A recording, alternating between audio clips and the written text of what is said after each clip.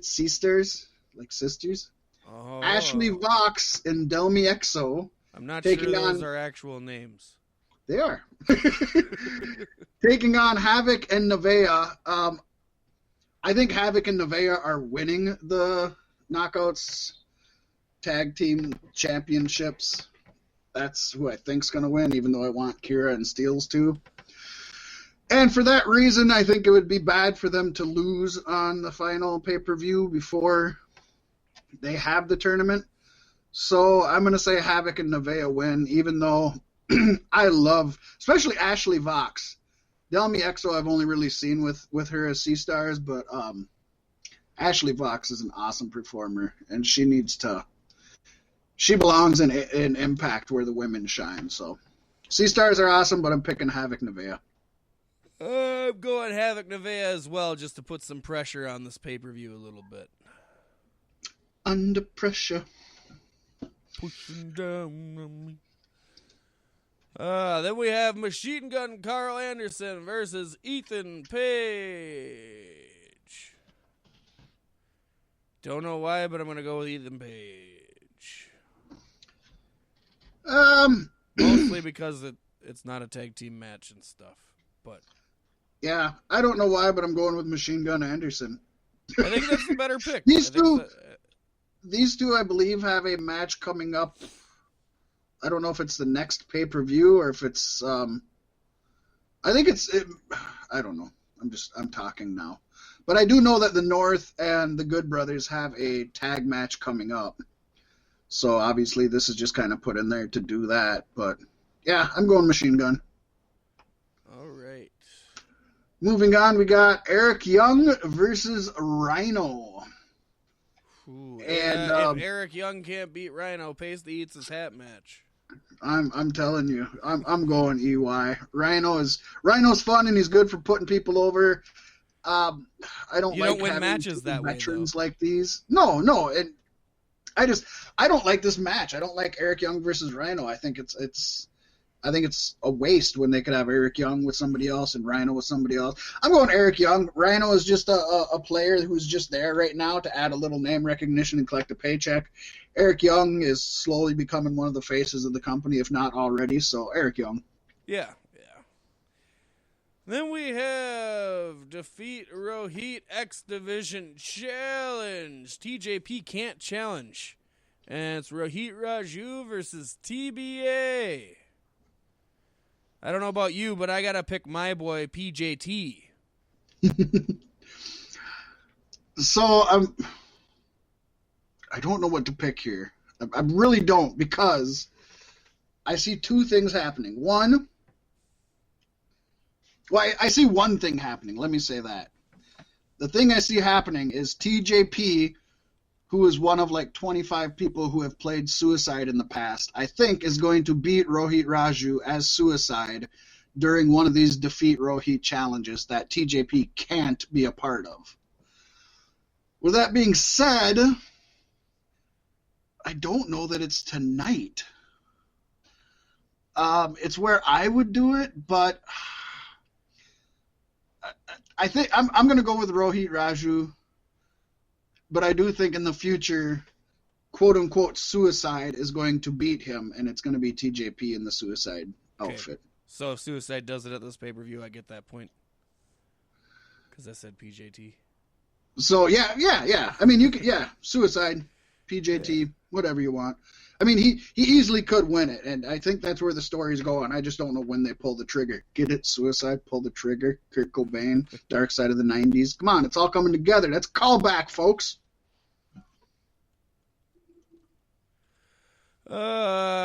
Yes. No, that should be a good one, I think, depending on who shows up.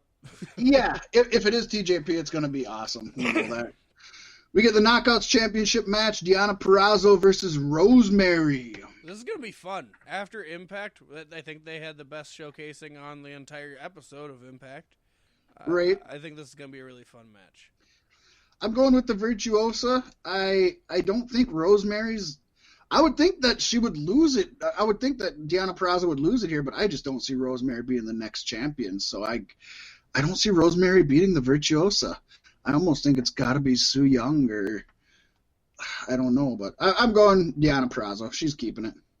Yeah, I'm going with Rosemary because I like Rosemary and she's a badass. Yeah, and a good herb when you're cooking also, especially pork. Yes. Rosemary goes really good with pork.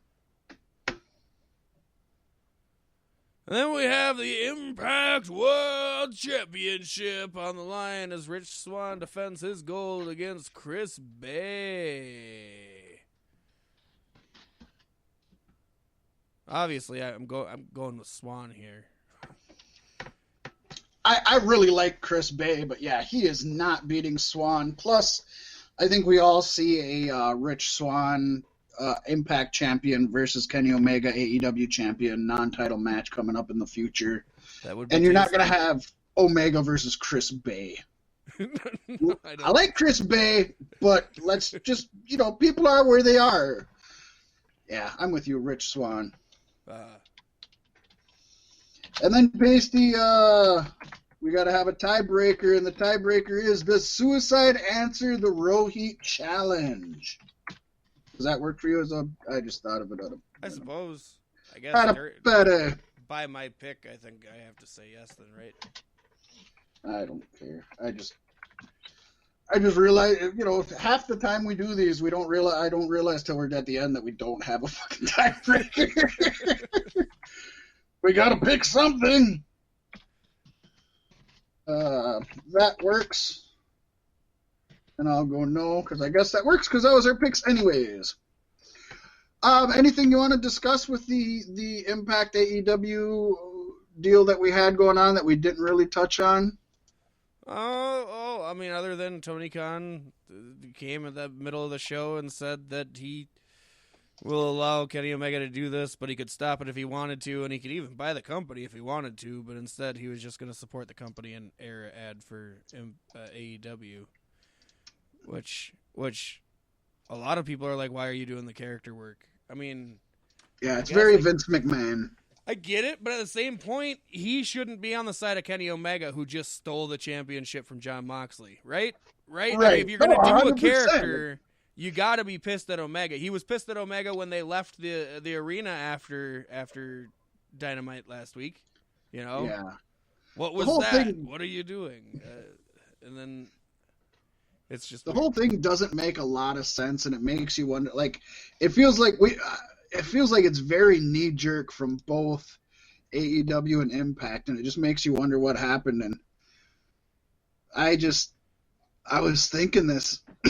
When I was watching Impact. And I don't believe this to be true, but with as knee-jerk as this is, and as...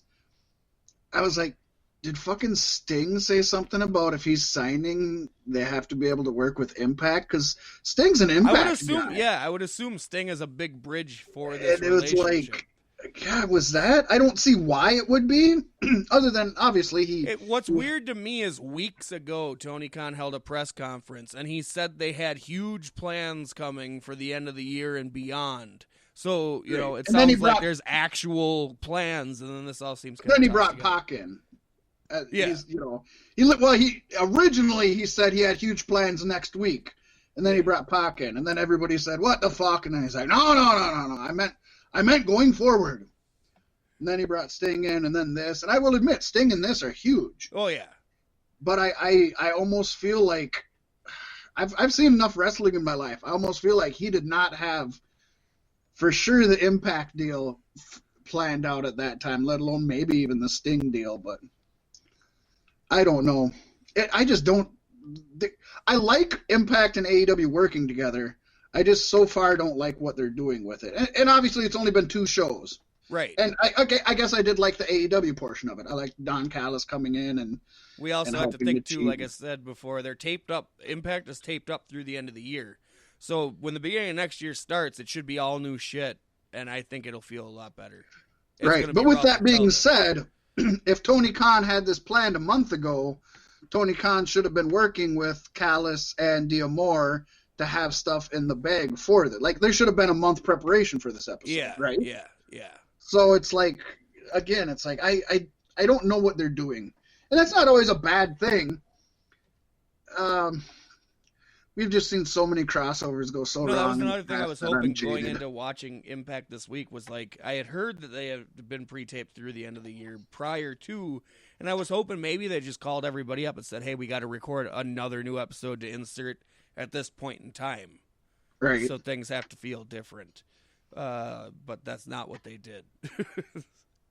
Yeah, and as I mentioned before we went on the air to you, I was like, you have all this stuff pre-taped, and especially with there being no audiences, Yeah. why didn't you handpick some stuff and get like your best 4 or 5 matches and put them on, like the best 4 of what's pre-recorded and put them on there? You know what I mean? watched on Twitch, and on Twitch you just have a short commercial break, and then they just air some of Impact's greatest hits. It's where I messaged you.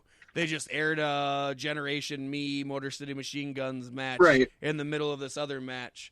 And then it was later I realized, oh, they're doing that in the commercial breaks. And so you wouldn't see it on TV, but you're seeing it on Impact. Right, and that Twitch. And I think that Twitch makes is where people would, because obviously Gen Me is Young Bucks and they're VPs. But it's like, why couldn't you, if you have another month already in the can, why don't you go through that future month of matches we haven't seen and grab the best ones out of there and put them all on this one? Yeah. And really then give yourself some time to record some other stuff or something. It just didn't come off. The fact is, I'm a huge Impact Wrestling fan, and I've been watching Impact most every week for the last couple months, and this is the worst one I've seen in a long time. And yeah, it was a very disappointing episode of Impact. It didn't showcase really anything.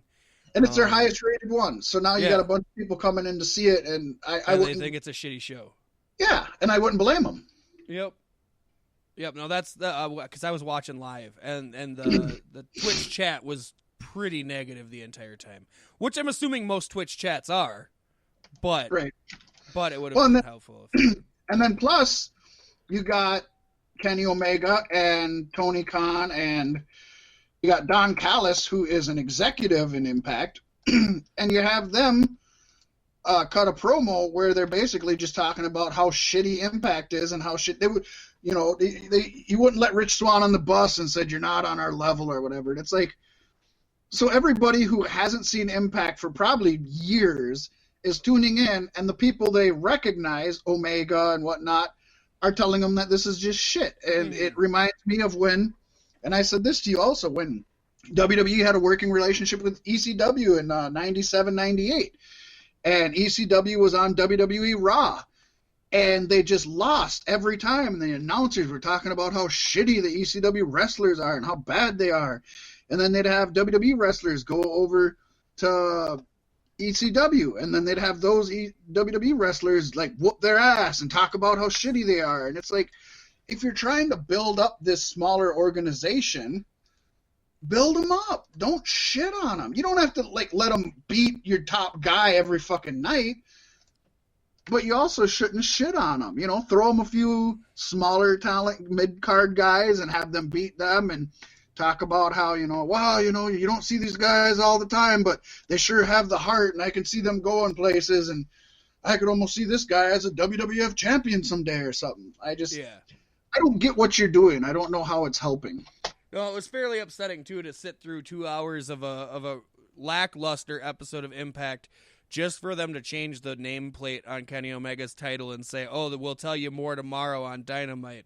And then they didn't do that either. The promo on Dynamite was almost verbatim exactly the same promo they cut on Impact. But if you're trying to turn Kenny Omega heel and piss fans off by promising these announcements that never come, I guess that's a good way, because most people are going to be behind Kenny Omega, and it's going to be hard to turn them against him,